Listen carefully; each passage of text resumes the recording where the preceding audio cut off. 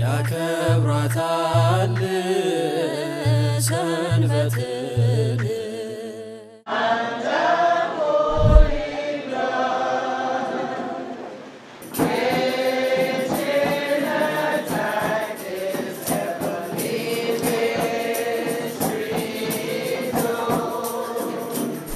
The grace of God be with you.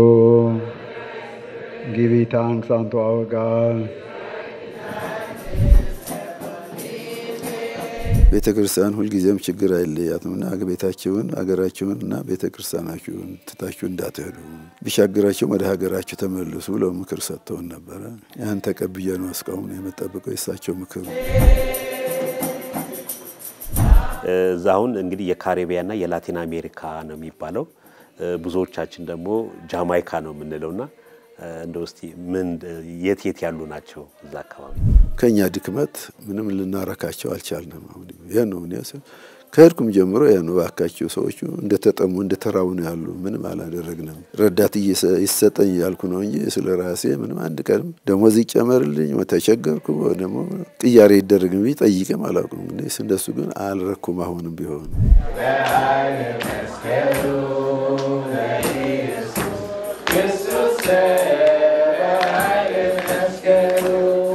ብፁዕ አባታችን እንግዲህ ለቅዱስ ሲኖዶስ ምልዓተ ጉባኤ ሲመጡ በተለይ እዛ ቦታ ላይ ቅዱስ ሲኖዶስ ትኩረት እንዲሰጠው ቅዱስ ሲኖዶስ ምን ምላሽ ሰጥቶ ያልካል እንደው ይሄን ረጅም አመት እዛ እንደመቆየተው ግን እስካሁን ተስፋ አልቆርጠንም። በየ3 ወር ትንሽ ትምህርት እየሰጠን በየ3 ወር ጥምቀት እናደርጋለን። አንዳንድ ጊዜ 50 ምናመጣ ጠምቃለን በ3 ወር አንዳንድ ጊዜ 40 እንደነ በዚህ ይያል አልቀለም። እንግዲህ እዛ ቦታ ላይ ኢትዮጵያውያን ከሌሉ ለሀገሩ ተወላጆች የኦርቶዶክስ ቤተክርስቲያን የክርስትና ትምህርት እንዲሰጥ እንዲማሩ ተብሎ ነው እንግዲህ ቅዱስ ሲኖዶስ ያን ጊዜ እርሱን ወደዛ ቦታ ይላከው። የሁለት መነኮሳት ከቅድስት ሥላሴ ወስጄ አንዱ በሀገር ስብከቱ አስተዳዳሪው ነው 12 አመት በነፃ ለደሞዝ ያገለግላል። ምንም ደሞዝ አልተመደበ በጀት የለም በቃ። እርሱ ባሉበት በትሪኒዳድ በአጠቃላይ በካሪቢያን እና የላቲን አሜሪካ ቤተክርስቲያን እንዴት ነው የሚያዋት አገልግሎቱ እንዴት ነው? 32 አመት 20 አመት በቅስና 12 አመት በጵጵስና በዛው 6 አመት ነው ያገለገልኩት። ሰላም አሁን ፍቅር አለ እግዚአብሔር አራሞ ከሰመስከሉ አልተረድ ለጊዜና አምላክ ነው ለአንነ ኢየሱስ ክርስቶስ ይራቆት ረማይከለ ማይከለ ኩልኩም እግዚኦ አረነ ክርስቶስ ይሄም ጭማሬም አልጠየቁም አላመለከትኩም። አመስግኘ ያው እግዚአብሔር ይጠበቀኝ በቀን ያገ በዚህ ሁሉ አገልጋይ ይጨመርልኝ ረዳት ነው እንጂ ደሞዝ አነሰኝ ቢው አልጠየቁም። God create man with knowledge, wisdom, understanding, responsibility, authority, all this. And what we lack? በ600 ብር ነው ያገለገልኩት። እሱ ምንም አልጎዳኝም። ምንም አልተቸገርኩም። ችግሩ ሰው ስራው ተጎዳ በማለት ካስተውነ በዘጋር ይሄው ያው ጳውሎስ የጻፍኩላቸው በእንግሊዝኛ ነው ያለ የዛሬ 23 አመት ነው እንግዲህ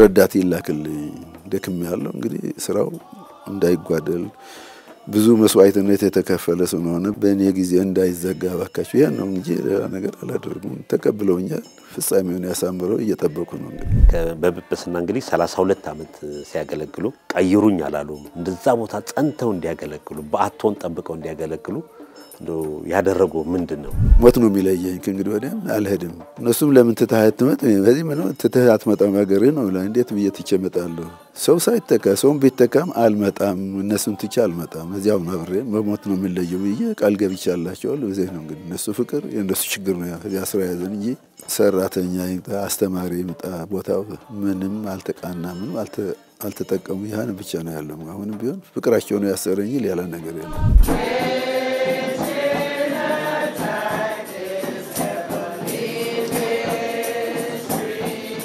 ክብሯን ተመልካቾቻችን እንደምሰነበታችሁ የሳምንታዊው የሰንበተ ክርስቲያን መርሃ ግብራችን ነው። በዛሬው መርሃ ግብራችን እንግዳ አድርገን የጋበዝኳቸው ብፁዕ አቡነ ታዲዮስ ናቸው። ብፁዕ አቡነ ታዲዮስ የካሪቢያንና የላቲን አሜሪካ ሊቀ ጳጳስ ናቸው። ከእሳቸው ጋር ቆይታ አደርጋለሁ። እንድትከታተሉ እንጋብዛለን።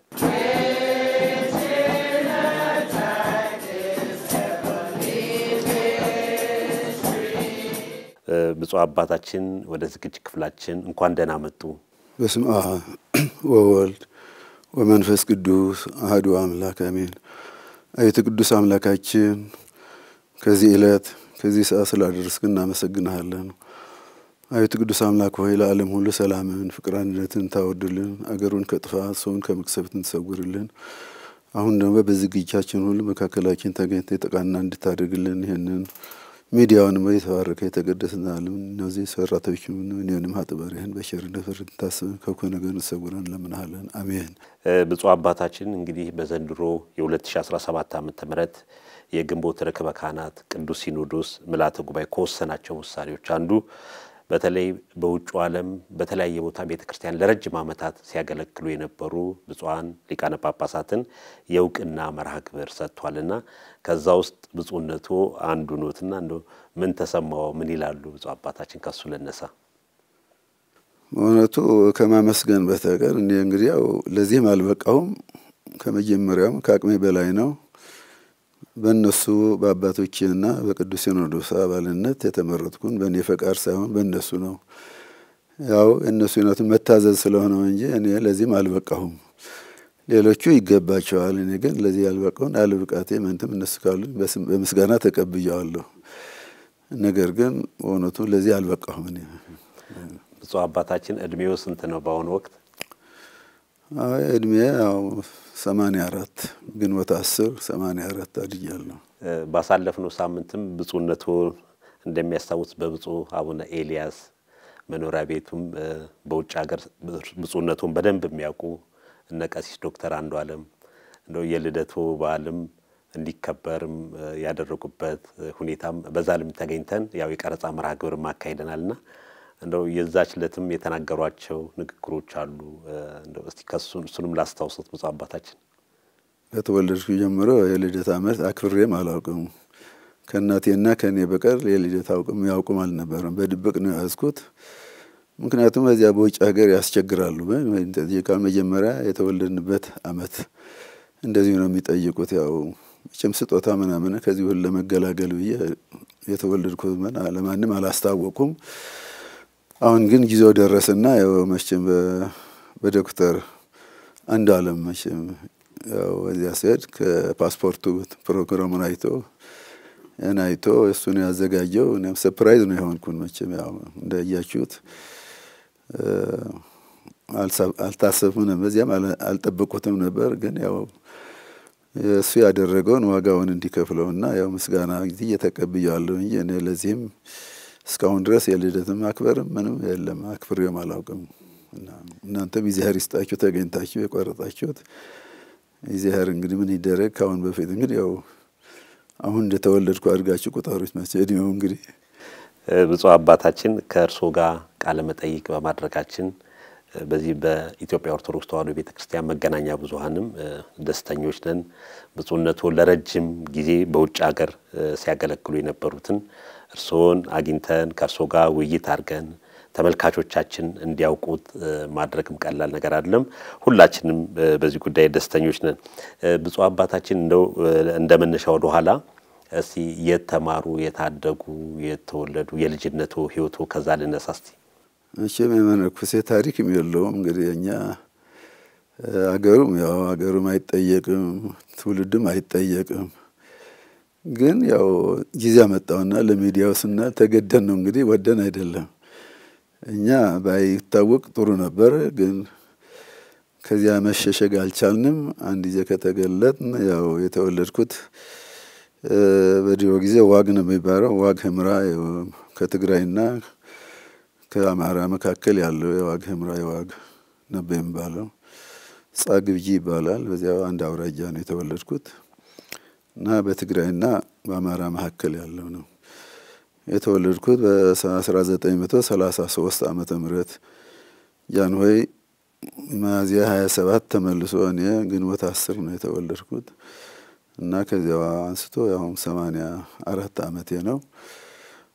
ትምህርቱ ያው በዚያን ጊዜ ሀገር ትምህርት ነው እና እናቴ በልጅነቴ ትምህርት እንድማር ወስጉሳኝ ነበር። እኔ ግን የእናቴ ፍቅር ስላለኝ አልማርም በማለት ጊዜን ካረጀ በኋላ በ1942 ዓመት ነው የ9 ዓመት ሁኜ ነው የጀመርኩት ፊደል የጀመርኩት ቢብያ አልማርም ብዬ።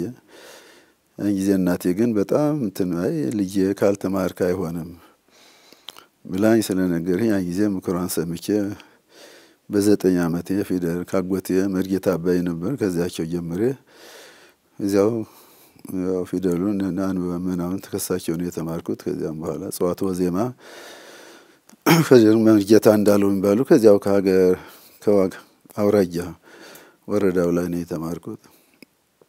ሌላው ግን ከገዳም ከገባ በኋላ ያው ከገዳሙ አበምኔት የሰርክ ሁላ ቅዳሴ ሐዲሳትን ከሳቸው ነው የተማርኩት። ከዚያም ቅኔ ደግሞ መናገሻ ማርያም መጥቼ እንተማይነ ቃለ ማይነቅ ነበሩ። ከዚያም ደግሞ ቅድስት ሥላሴ ከመጣ ከመርጌታ ስማቸው ተረሳኝ እንግዲህ ከሳቸው ነው የተቀኘሁት እና ገዳሙ ያው ከ51 ዓመተ ምህረት ጀምሬ በዚሁ በቀረጻ ማርያም ገዳም ያመነኮስ በ51 ዓመተ ምህረት መስከረም 18 ቅዱስ ኤዎስጣቴዎስ በዓል ቀን ነው የመነኮስኩት። ከዚያው በዚያ በመነኮስኩበት ቦታ 6 ዓመት አገልግዬ የዘመኑን ትምህርት እማራለሁ ብዬ ወደ አዲስ አበባ መጣ። ነገሩ የማይመች ስለሆነ በህይወቴ ነገር እንዳይገጥመኝ ወደ መናገሻ ገዳም ሄጄ እዚያው 4 ዓመት በአገልግሎትና በትምህርት መዛ ቀጠልኩ። በመጨረሻም እግዚአብሔር ፈቃዱ ሆኖ ወደ ቅድስት ሥላሴ መጥቼ በ60 ዓመተ ምህረት እዚያ እስከ 65 ዓመተ ምህረት በቅድስት ሥላሴ በአገልግሎትና በትምህርት አገልግዬ እዚያ ወደዚያ እንድላክ በ1965 ዓመተ ምህረት ወደዚያ ወደ ካሬውያ እንድላክ በብፁዕ አቡነ ቴዎፍሎስ በቅዱስ አቡነ ቴዎፍሎስና በጊዜው ለመጀመሪያው ጳጳስ በምዕራብ የተሾሙት አቡነ አትናቴዎስ ሁለታችን ከኛ ጓደኛ ነው መምህር ሐዲስ ገሰሰ የሚባሉ እኔን በእኛ አቆጣጠር በ1965 በፈረንጆቹ በ72 ዓመተ ምህረት እዚያ ሄደን ያው እሳቸው ወዴት ነበር የሄዳችሁት? ትሪኒዳድ እኔ ለትሪኒዳድ እሳቸው ለተቤጎ ሁለት ደሴቶች በአንድ የሚገዙ ናቸው። 19 ዓመት አገልግሎት እሳቸው በሞት አረፉ። እኔ ግን እስካሁን ጊዜ በዚህ ቸርነት አለሁ።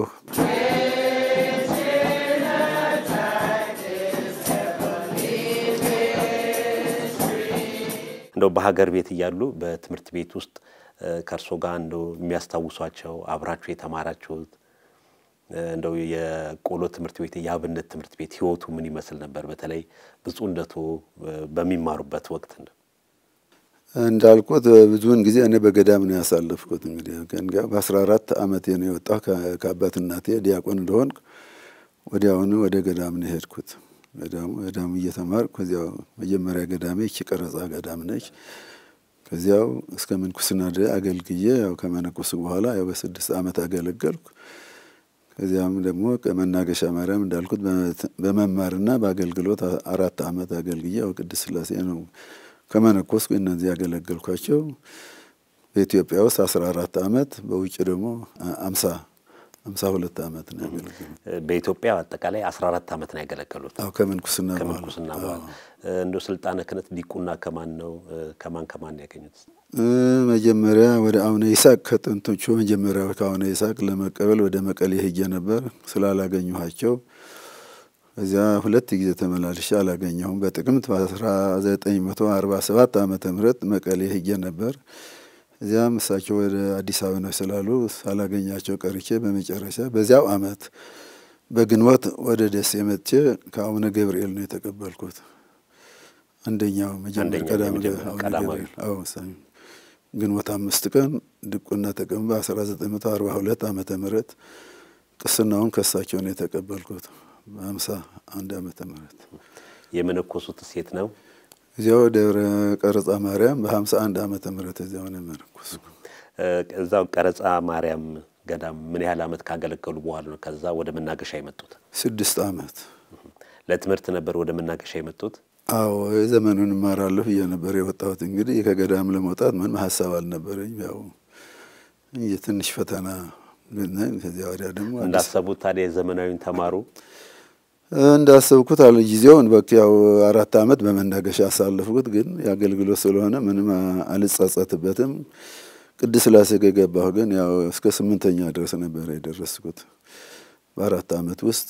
ከዚያ በኋላ ሳላስበው ወደዚያ እንዴት ተመደብኩና በዚያ ቅድስት ሥላሴ ያኔ ትምህርት ቤት ነበር ኮሌጅም አልነበረምና እነማን ነበሩ እንደው የሚያስታውሷቸው እዛ ትምህርት ቤት ውስጥ? ትምህርት ቤት ያው አሁን ያው ኤልያስ አብረን ነበር እዚያ። ያን ጊዜ ብፁዕ ቅዱስ አቡነ ቴዎፍሎስ ነበሩ? አዎ ባስልዮስም ነበሩ፣ በህይወታቸው ነበሩ። እንደው በተለይ ለሚማር ሰው ብፁዕ ቅዱስ አቡነ ቴዎፍሎስም ብፁዕ ቅዱስ አቡነ ባስልዮስም እንደው ያደርጉ የነበረው ድጋፍ እናንተም ውጭ ሀገር ሄዳችሁ እንድትማሩ እንደው የሚመክሩት የሚሏችሁ ነገር ካለ እስቲ ቢያስታውሱኝ። ስንሄድ አቡነ ባስልዮስ አርፎ ነበር፣ በ64 ነው ያረፉት። ግን አቡነ ቴዎፍሎስ ብራቸው ለመቀበል አደራችሁ ሀገራችሁን ጠብቁ፣ ችግር ቢመጣችሁ ቤተክርስቲያን ሁልጊዜም ችግር አይለያትምና ቤታችሁን ሀገራችሁንና ቤተክርስቲያናችሁን ትታችሁ እንዳትሄዱ፣ ቢሻግራችሁ ወደ ሀገራችሁ ተመለሱ ብለው ምክር ሰጥተውን ነበረ። ያን ተቀብዬ ነው እስካሁን የምጠብቀው የእሳቸው ምክር እና ቡራኬ እንዳይለየም እስካሁን የምጠብቀው።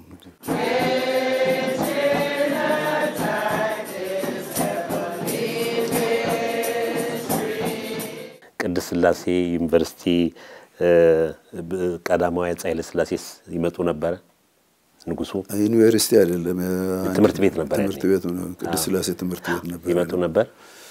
አይ ቤተክርስቲያን አገልግሎት ነው እንጂ እዚያ አንድ ጊዜ መጥቶ ነበር። እንደዚህ አግኝቷቸው ያውቃሉ ብፁዕ አባታችን? አዎ ሁሉ ጊዜ በአገልግሎት ነው እንጂ። አዎ አግኝቻቸዋለሁ። እንደው የሚያስታውሱት እንደው እሳቸው እርሶን ሲያዩ ያኔ እርሶም በወጣትነት በልጅነት እድሜ ነውና የሚሆኑት እንደው አግኝቷቸው አዋርቷቸው ያውቃሉ? ይሄን ያህል ድል አላገኘንም። ስንቀድስ ያው መቼም ቀድሰን በቅዳሴ ነው እንጂ በሌላ ከዚያ ቀርበን ምንወያይበት አልነበረም። እንግዲህ ከቅድስት ሥላሴ ትምህርት ቤት ነው ወደ ውጭ ሀገር እንድትሄዱ ተደረጋችሁት ሁለታችሁ? እሳቸው አብረው ነበሩ። እርሶ ወደ የት ነው እንዲሄዱ የተደረገው? ትሪኒዳድ ደሴት። አዎ እሳቸው ተቤጉ። በስንት ዓመተ ምህረት ነበር ብፁዕ አባታችን ወደ ትሪኒዳድ ሄዱት? በ1965 ዓመተ ምህረት። እዛውን እንግዲህ የካሪቢያና የላቲን አሜሪካ ነው የሚባለው፣ ብዙዎቻችን ደግሞ ጃማይካ ነው የምንለውና እንደው እስቲ ምን የት ያሉ ናቸው እዛ አካባቢ? እና እነሱ ሁሉም ያው በድሮ ጊዜ በባርነት ተፈንግሎ በቅኝ ግዛት የነበሩ ናቸው። ሁሉም ያው ጃሜይካም ያው አንድ ደሴት ነው በእንግሊዝ ቅኝና ደግሞ ሁሉም ትሪኒዳድ የሚባለው አለ። ግን የካሪቢያንና ላቲን አሜሪካ የምንለው ካሪቢያን በደሴቶች በካሪቢያን ባህር ደሴቶች ናቸው። ላቲን አሜሪካ የምንለው ደግሞ የደቡብ አሜሪካ ያሉት አንዲት ጋያና የእንግሊዝ ቅኝ ሀገር ነበረች። እነዚህ ሶስቱ መጀመሪያው የተላኩት በ1945 ዓመተ ምህረት ከሀገሩ ተወላጅ መጥቶ ኢትዮጵያ ቤተክርስቲያን እንዲቋቋምልን ብሎ ሁለት አቶ አበራ ጀንበሬና መምህር ገብረ ኢየሱስ መሸሻ ሄደው በእኛ በ45 ዓመተ ምህረት በፈረንጆች በ52 ዓመተ ምህረት የተቋቋመ 3 ደሴቶች ነበሩ። ጃንሆይም ሲመጡ እነዚህ ናቸው እንጂ ሌላ ጃሜይካም ገና አልተቋቋመ ነበረ። ግን በጠቅላላ በዚህ ኢትዮጵያ ጃሜይካ የሚሉ ጥቁሮች ሁሉ ጃሜይካ ነው የሚባሉ የዚያ የራሳቸው የተለያዩ የራሳቸው መንግስት ያላቸው ደሴቶች ናቸው። እነዚህም ጋያና፣ ተቤጎ፣ ትሪኒዳድ በዚሁ በ55 ዓመተ ምህረት በ52 ወይም በእኛ ደግሞ በ45 ዓመተ ምህረት የተቋቋሙ በጀት ተበጅቶላቸው ያው ከዚህ ከኢትዮጵያ እየተላከ እሳቸው የመጀመሪያው ናቸው። ከእሳቸው ቀጥሎ ደግሞ አባ ገብረ እግዚአብሔር ደጉ፣ በኋላ አቡነ ሳሙኤል እሳቸውም እዚያ ብዙ ያገለገሉ ነበሩ።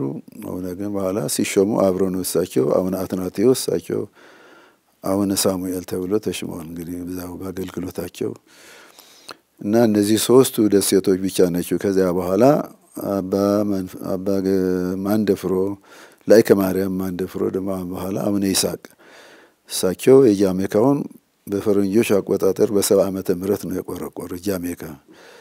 እነዚህ ግን በ52 ዓመተ ምህረት ነው ትሪንዳድ እና ቶቤጎ ጋያና የተቆረቆሩት የዛሬ 72 ዓመት ማለት ነው። ከዚያ በኋላ በአቡነ ይስሐቅ ሌሎች በበርሙዳ እንደዚህ ጃሜካ በሳቸው ነው የተቆረቆሩ። ከዚያ ወዲህ ደግሞ በእኔ ደግሞ አሁን ደግሞ ባርቤዶስ እንግሊዝ ቅኝ እንግሊዝኛ ነው ማርቲኒክ ጓድሉፕ የሚባሉ በፈረንሳይኛ ቋንቋ የሚናገሩ አዲስ የተቆረቆሩ አሉ። አንቲጋ ባርቤዶስ እነዚህ እንግሊዝኛ የሚናገሩ ናቸው። አሁን በቅርቡ ደግሞ ባለፈው አመት ፖርቶሪኮ የምትባል እዚህ በአሜሪካ ግዛት ውስጥ ነው የተባለው ስፓኒሽ ቋንቋ የሚናገሩ እንደዚህ አንድ 10 ያህል ደሴቶች ነው የኢትዮጵያ ቤተክርስቲያን አለ። በጠቅላላ 23 አብያተ ክርስቲያናት አሉ። በእርሱ ሀገረ ስብከት ስር ማለት ነው። አዎ በካሪቢያና የላቲን አሜሪካ ውስጥ አጠቃላይ 23 አብያተ ክርስቲያናት ተቋቁመዋል። ብፁዕ አባታችን ለመጀመሪያ ጊዜ ወደ ትሪኒዳድ ሲሄዱ መቼም ከኢትዮጵያ የቆየ ሰው ወደ ውጭ ሀገር ሲሄድ ብዙ ግር የሚሉ ነገሮች አሉና እንደው ሲሄዱ ሀገሪቷ ምን ትመስል ነበር? እንዴት ነው? የት ነው ያረፉት? ማን ነበር አቀባበል ያደረገሉት? እኛ ሄድነው ያው በጳጳሱን ተከትለው ነው እሳቸው አገልጋዮች ነው ሄድነው። ያው 20 ዓመት ያህል ተቆርቆረስ በሳቸው 20 ዓመት አገልግሎ በክህነት ከዚያ በኋላ ነው ጳጳስና የተሾሙ። ያው የተቋቋመ ስለሆነ ህዝቡም ደግሞ የኢትዮጵያ ፍቅር ስላሉ በጣም ፍቅር አላቸው። ኢትዮጵያ ከኛ የበለጠ የኢትዮጵያ ፍቅር አላቸው እና ህዝቡ መላእክት አገሩ ገነት ብሎ ነው የሚያምነው። በዚህ ሲቀበሉን በደስታ ነው የተቀበሉን። የኛ የራሳችን የባህልና የቋንቋ ችግር ነበረብን፣ ግን በዚህ ቸርነት ያው ተቋቁመን እና እነሱ ጋር ያን ለማገልገል የነሱ ፍቅር የዚህ ቸርነት ስላልተለየን ይኸው እስካሁን ድረስ አለን። ምንም ችግር አንለው።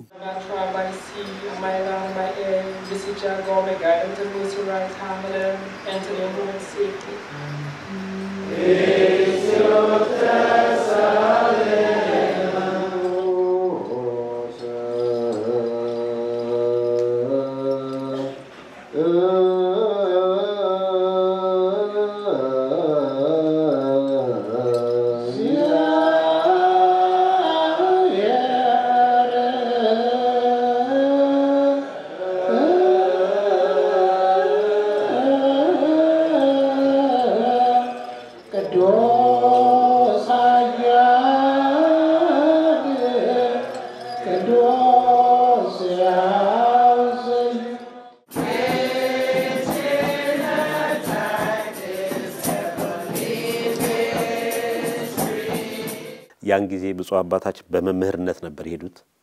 ለማስተማር ለማገልግሎት ነው ያለው። በክህነት አገልግሎት ነው። ከዛ በኋላ ነው ቋንቋ መማር የጀመሩት እዚያው እነሱ ጋር።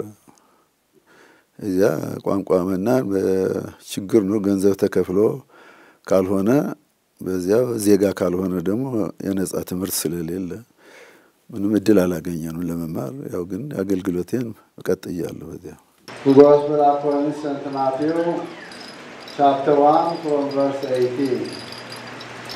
Now the birth of Jesus Christ was as follows. After his mother Mary was betrothed to Joseph, before they came together, she was found with child of the Holy Spirit. Being a just man and not wanted to make her a public example. በዛን ወቅት እንደዚሁ በርካታ ኢትዮጵያውያን ነበሩ ነው ወይስ? ኢትዮጵያውያን የለም። ኢትዮጵያ ተፈጽሞ ኢትዮጵያውያን የለም። እስካሁን ድረስ ኢትዮጵያውያን ይባሉ የለም። እዚያ የሀገሩ ተወላጅ ብቻ ናቸው። እንግዲህ እዛ ቦታ ላይ ኢትዮጵያውያን ከሌሉ ለሀገሩ ተወላጆች የኦርቶዶክስ ቤተክርስቲያን የክርስትና ትምህርት እንዲሰጥ እንዲማሩ ተብሎ ነው እንግዲህ ቅዱስ ሲኖዶስ ያን ጊዜ እርሱን ወደዛ ቦታ ይላከው። አዎ እነሱም ጠይቀው ስለነበረ ነው የተጠመቀው። ከዚያ በፊት የ20 ዓመት ያህል ተቋቁሟል እኮ እንግዲህ ያ ጳጳሱም ተሽሞ የመጀመሪያ ጳጳስ መጀመሪያው እኔ ሳይሆን ከዚያ በፊት እሳቸው የመጀመሪያ ቆረቆሩትና ማን ማለት ነው? መምህር ገብረ ኢየሱስ መሸሻ በኋላ ስማቸው አሁን አትናቴዎስ የመጀመሪያው በምዕራቡ ሀገር በምዕራብ ሲባል በአሜሪካ በአውሮፓ የመጀመሪያ ከኢትዮጵያዎች የመጀመሪያው ጳጳስ እሳቸው ናቸው የተሾሙት።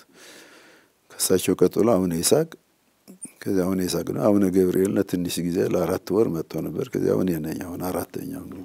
እንደው ብፁዕ አባታችን በጣም የሚደንቀው ኢትዮጵያውያን ሳይኖሩ እዛ ቤተክርስቲያን ትምህርት እንድታስተምር እዛው የውጭ ዜጎች መጠየቃቸው እንደው ከዚህ በፊት በታሪክ የሰሙት ያወቁት ነገር ኖሮ ነው? እነሱ ያው እንግዲህ ኢትዮጵያ በታሪክ ያው በቅኝ ሀገር ያልተገዛች ነጻ ሀገር ነች። በመንፈሳዊ ደግሞ በመጽሐፍ ቅዱስ ያነባሉ። ያው እንትን ኦርቶዶክስ አይሆኑ ካቶሊክ ወይም ልዩ ያመጣሉ። በኢትዮጵያ ታበጸደ ያበ እግዚአብሔር ያለውን እነዚህን እያዩ በዚህ ተመስጦ ነው ያመጣው። የ26 ዓመት እድሜ ነው። በ26 ዓመቱ ነው ሁሉ ባህሩን አቋርጦ የመጣው። አባቶቻችን በስጋ ባርነት ተገዝተዋል። አሁን ደግሞ ያካቹ ለልጆች ለኛና ለልጆቻችን ከመንፈሳዊ ደግሞ ከነፍስ ባርነት አድኑን ብሎ ተማጽኖ ይሄደው አመጣ። በእንደሱ ነው እኛ ሄደን ያስተማርነው አይደል? እነሱ ተማጽኖ መጡ። ኢትዮጵያም ደግሞ ያው እየላከች ከሀገሩ ችግር የተነሳ ብዙዎቹ በሞት ህይወታቸውን ሰውተዋል።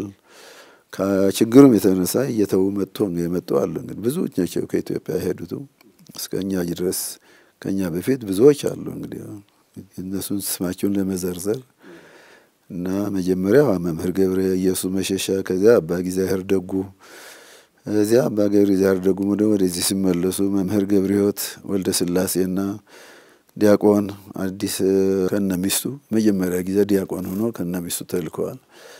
ያን ጊዜ ደግሞ 400 የኢትዮጵያ ብር ነው። እንግዲህ ከችግር የተነሳ ሚስቱም ጥታው መጣች።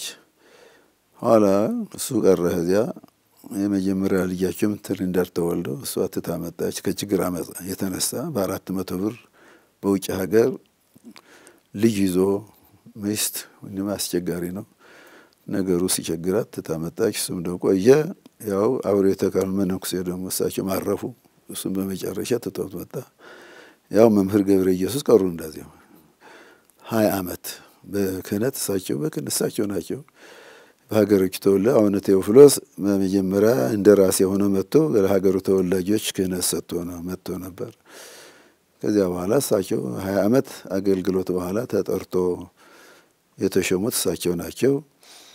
ከዚያም ደግሞ እነዚህ ዓለም ሰገድና እሳቸው ሲወደሙ ሌላ አባ ሐዲስ ግደይ የሚባሉ ለጋና አባ ፍቅረ ማርያም ወርቅነህ ደግሞ ለተቤጎ ተልኮ ነበር። እነሱም በችግር ጊዜ ወደ አሜሪካ ሄዱ። ከዚያን ጊዜ ነው እኔና አባ ሐዲስ ገሰሰ የተላክ ነው። እንደዚህ ነው ችግሩ። በችግር የመጣ ነው። እኔም ጵጵስና ስሾም በዚያ 20 ዓመት አገልግያለሁ። በክህነት እዛ ትሪንዳድ ብቻ ነው በጵጵስና ነው ከአረቢያና ላቲን አሜሪካ የተባለው እስከ 20 ዓመት ድረስ በዚያ ትሪንዳድ ደሴት ብቻ ነው ያገለገለው። ትሪንዳድ የሀገሪቷ ስም ነው? አዎ ትሪንዳድ ነው። የከተማዋ ስምስ? ፖርት ኦፍ ስፔን ይባላል። ስለዚህ መንበረ ጵጵስናው ፖርት ኦፍ ስፔን እዚያ ትንሽ ወጣ ብሎ ነው እዛ ነው ያለው። ብፁዕ አባታችን ንጉሱስ ወደዛ ቦታ መጥተው ያውቃሉ? እንግዲህ በዚህ በ1964 65 66 በፈረንጆች አቆጣጠር እኔ እዚያ አልነበርኩም።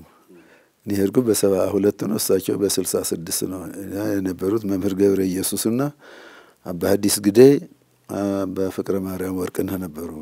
እንደው ከታሪክ አንጻርም የሰሙት ከቀደሙት አባቶቹ የሰሙት ምክንያቱም ፎቶዎች ላይ ብዙ ጊዜ እሳቸው እዛ ጥቁሮቹ አካባቢ ሄደው የሚታዩ ፎቶግራፎች እናያለንና እንደው ይሄዱ ነበር እሳቸውን ሲያዩ። እንግዲህ አሁን በከተማ ውስጥም ቀዳማዊ አፄ ኃይለ ሥላሴ ብለው የማፍቀር ሁኔታ የሚገልጹበትም አሉ። በተለይ እዚህ ላቲን አሜሪካ ያሉ ጥቁሮቹና እንደው እዛ የተመለከቱት የሰሙት ወይ በታሪክ ያነበቡት ነገር ካለ? በታሪክ ሳይሆን እነዚህ ሁሉ እሳቸውን አምላክ ናቸው የሚሉ ነበር። አሁን እነዚህ ጠጉራቸው ነበር እንደዚህ ያገኘኋቸው ናቸው። ብዙ በትዕግስት በፍቅር እያገለገልን እንዲመለሱ አድርገን ነው እንጂ ኃይለ ሥላሴ አምላክ ነው የሚቆጠሩት ነው በአምላክነት ነው የሚሉት።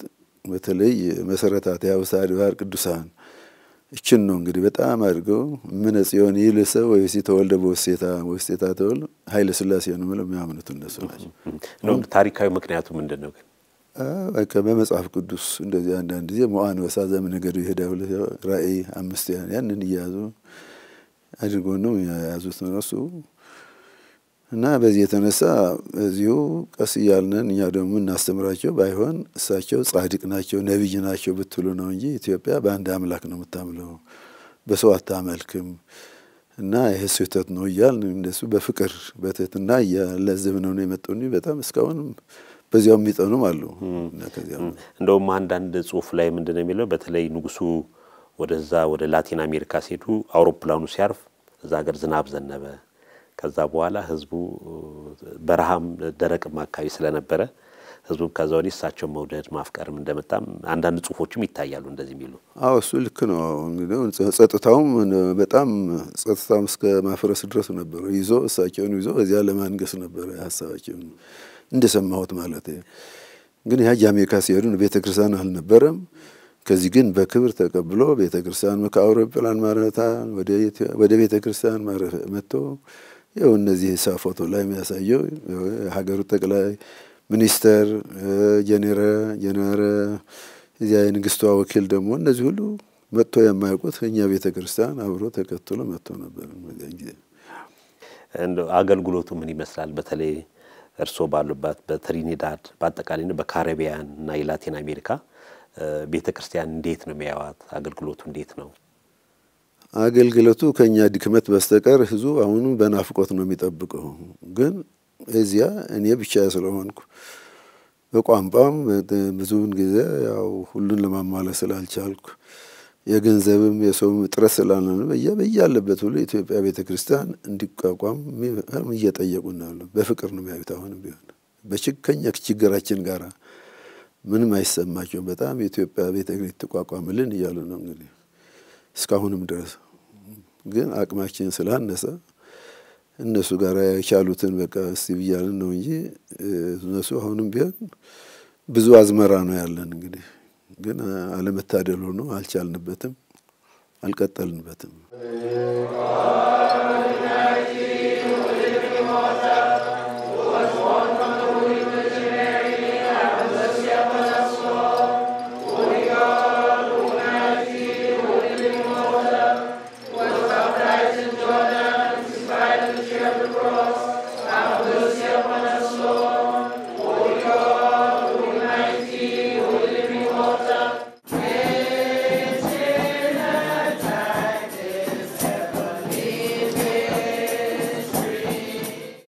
አባታችን ርሶስ ወደዛ ከሄዱ በኋላ ያደረጓቸው ጥረቶች ብጹነቱም እንግሊዛ በእንግሊዘኛና በሌሎችም ቋንቋዎች እንደሚያስተምሩ እናቃለንና እንደው ብጹነቱ ዛ ከሄዱ በኋላ እንደው የተደረጉ ለውጦች የተጨመሩ በተለይ ክርስትናን ከማስፋፋት አስተምሩን አጥምቁን የሚሉ የውጭ ዜጎችን አስተምሩ የቤተክርስቲያኒቱ አባል ከማድረግ አንፃር እንደው የተሰሩ ስራዎች ምንድናቸው ያው ቅዳሴው ያው ትንሽ የተተረጎመ እንግሊዝኛ ነበር ያን እንደገና ነው በቋንቋቸው በፈረንሳይኛ በስፓኒሽ ነው እንጂ ነው ሁለቱን ቋንቋዎች አልናገርም በዚያው እንግሊዝኛውን ወደ እነሱ በእነሱ አስተርጓሚ ጸሎቱም ምንም በዚያ በቋንቋቸው ነው የሚተደረው እና እንዳልኳችሁ በአንድ ሰው በዚህም ደግሞ በደካማ ሰው እንደኔ ደግሞ ምንም አልተሳካም ነገሩ ያው ብቻም አለን ቤተክርስቲያኗ ያው እነሱም ችግሮች ናቸው የተመጡት ኢትዮጵያ ትረዳናለች ነፃ መንግስት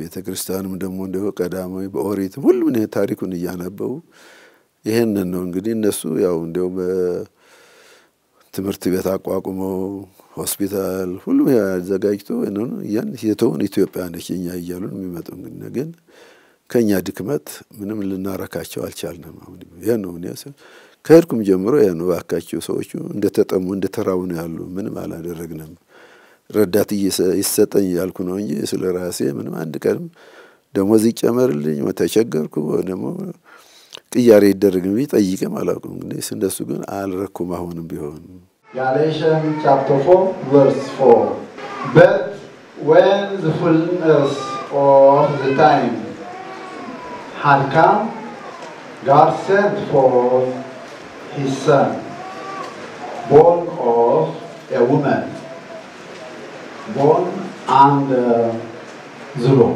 What is this? Think it. Meditate yourself. What they was chanting, the Archimandrite and the deacons were, you were the hope of Adam when he was driven from paradise. Kidana Mihrat.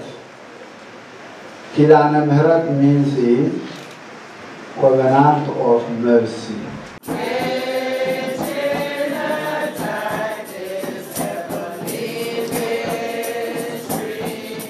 ብፁዕ አባታችን ወደ ሹመት ወደ ጵጵስና በስንት ዓመተ ምህረት መቼ ነበረ? በእኛ አቆጣጠር 1985 ጥር 30 ቀን ነው። በፈረንጆች ደግሞ 1993 የካቲት 7 ከእርሶ ጋር ከነማን ጋር አብረው ነበር የተሾሙት ብፁዕ አባታችን? ከኔ ጋር የተሾሙት አሁን አብሳዲ፣ አሁን ሕርያቆስ፣ አሁን ዮሐንስ በለንደን፣ እኔ አራታችን ነበር የተሾምነው።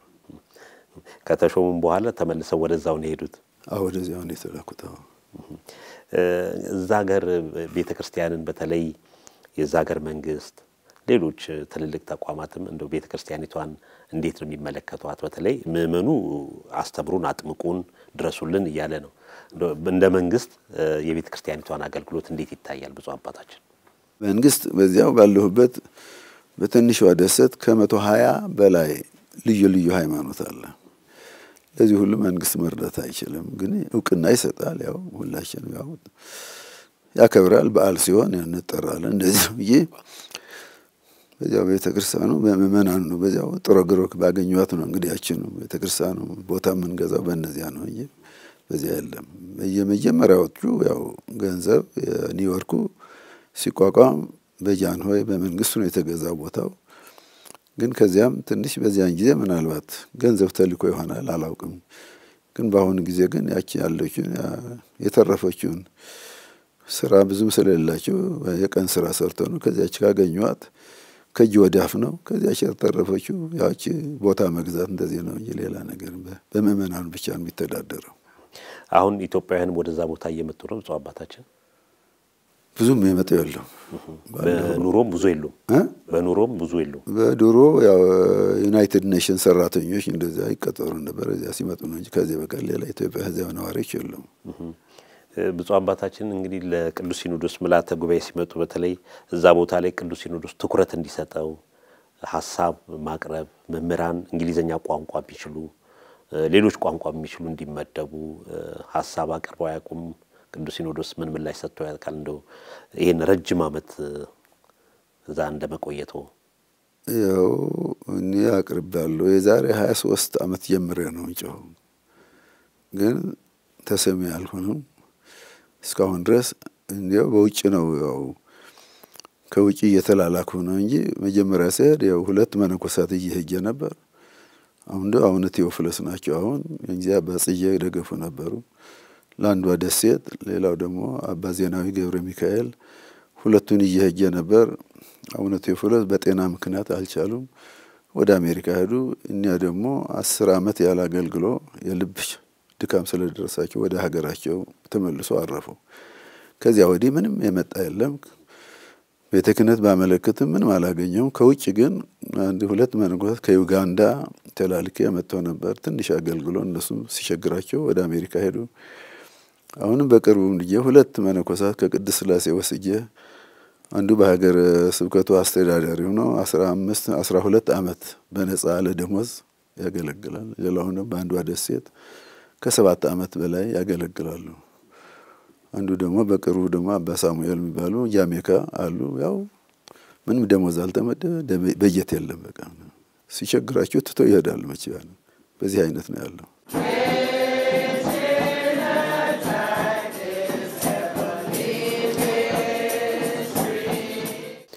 ሰሞኑን በማህበራዊ ድረገጽ ስለ ብፁዕነቱ 600 ብር ያገኙ የሚል ብዙ ጽሁፎችም ወጥቶ ሰው ራሱ መነጋገሪያ ሆኖ ነበርና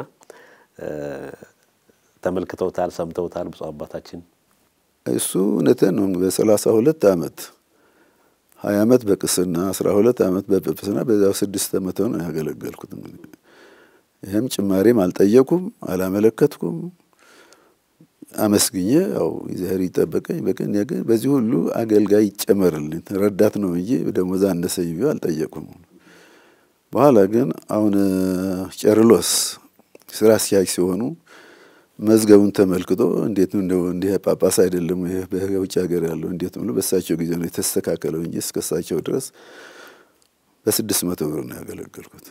እሱ ምንም አልጎዳኝም፣ ምንም አልተቸገርኩም። ችግሩ ሰው ስራው ተጎዳ በማለት ካሰውነ በዘቀር ይሄው ያውነ ጳውሎስ የጻፍኩላቸው በእንግሊዝኛ ነው። ይሄው አለ የዛሬ 23 ዓመት ነው እንግዲህ ያው ለአገልጋዩ ሲመጣ ችግር እንደኔ ችግር እንዳይደርሰው እዚያው ረዳት እንደሆነው እንግዲህ እንደኔ ብዙ ችግር ነው አንድ 30 ዓመት እንዳይቸገር እዚያው ሁዬ እንድረዳው ተቀየር እንዳትሉኝ አመልክቼ ነው እንግዲህ ምን እስካሁን ድረስ መልስ አልሰጠውም። መልስ ያገኙት ነገር የለም። በተለይ በዘንድሮ በርከበ ካህናት የቅዱስ ሲኖዶስ ምልዓተ ጉባኤ ላይ ሪፖርት ሲያቀርቡ እንደው የሲኖዶሱ ሁኔታ እንዴት ነበረ? በተለይ ባለው ሁኔታ በጣም የማዘንም የመቆጨትም ሁኔታ አለ። በተለይ ዛ ቦታ ላይ ትኩረት ተደርጎ ስራ ሊሰራበት የሚገባ እንደነበርና እንደርሱ ብፁዕነቱ ሪፖርት ሲያቀርቡ እንደው በአባቶች በኩል የነበረው ሁኔታ ምን ይመስል ነበር? ማመልከቻ ነበር። አሁን ማመልከቻ አቤቱታ ነው ያቀረብኩት፣ ሪፖርት ሳይሆን አቤቱታ ነበር።